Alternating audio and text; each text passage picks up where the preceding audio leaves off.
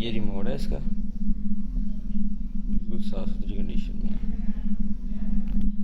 ये fire base है। ये थोड़ा रोटेट करते हैं।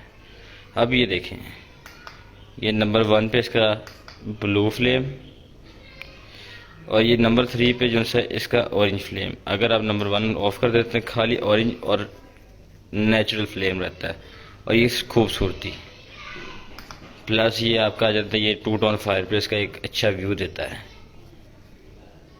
ये सिल्वर लगा हुआ, 1 पीस में लगा हुआ सारा। इसके ऊपर पेपर लगा हुआ है। ये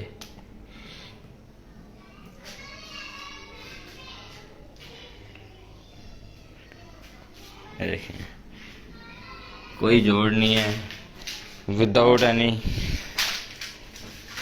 पीसेस। ये है, देखें